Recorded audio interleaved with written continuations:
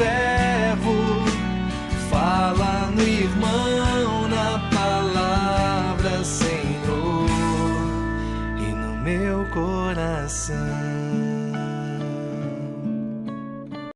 Irmãos, irmãs, que bom estarmos juntos para a reflexão do Evangelho no terceiro domingo da Quaresma.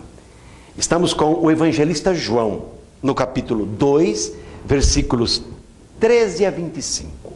Estava próxima a Páscoa dos judeus e Jesus subiu a Jerusalém. No templo encontrou os vendedores de bois, ovelhas e pombas e os cambistas que estavam aí sentados. Fez então um chicote de cordas e expulsou todos do templo, junto com as ovelhas e os bois. Espalhou as moedas e derrubou as mesas dos cambistas. E disse aos que vendiam pombas: tirem isso daqui, não façais da casa de meu pai uma casa de comércio. Seus discípulos lembraram-se mais tarde que a Escritura diz: o zelo por tua casa me consumirá. Então os judeus perguntaram a Jesus: que sinal nos mostras para agir assim? Ele respondeu: destruí este templo e em 3 dias eu o levantarei.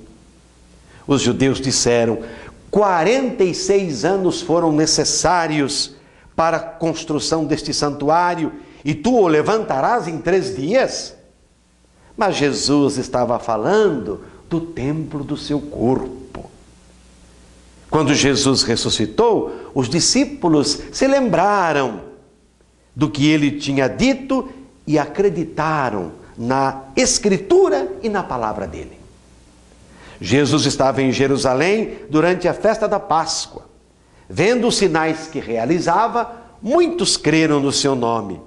Mas Jesus não lhes dava crédito, pois ele conhecia a todos e não precisava do testemunho de ninguém acerca do ser humano, porque ele conhecia o homem por dentro. Palavra da salvação. Glória a vós, Senhor. Minhas irmãs, meus irmãos, Jesus está no templo, em Jerusalém, conforme ouvimos no Evangelho. A ocasião é a festa da Páscoa, a principal, a festa mais importante para o povo, pois esta festa recordava a libertação do povo da escravidão do Egito. Ao longo do tempo, esta festa, que era uma festa do povo, começou a ser manipulada pelas lideranças do templo, que dela procuravam tirar o máximo proveito, sobretudo o econômico. O templo, nós sabemos, sempre foi para os judeus o lugar privilegiado do encontro com Deus. Assim como o monte, o templo igualmente, lugar do encontro com Deus, lugar das ofertas, dos sacrifícios oferecidos pelo povo e administrado pelos sacerdotes. A casa de oração se tornara lugar de comércio e poder, e o culto piedoso em fonte de exploração. A questão religiosa e a questão econômica que levavam à exploração do povo, meus irmãos e minhas irmãs, causou indignação em Jesus. Ele não concordou com o que viu e, por isso mesmo, fez um chicote, de cordas, e expulsou a todos do templo. Expulsando os comerciantes e cambistas, Jesus decretou assim a falência do templo, lugar de exploração e comércio, conforme os judeus o transformaram. E se apresentou como o sentido do templo, ele mesmo sendo o novo templo, ele mesmo sendo, doravante, lugar do encontro com Deus. Como compreender isto?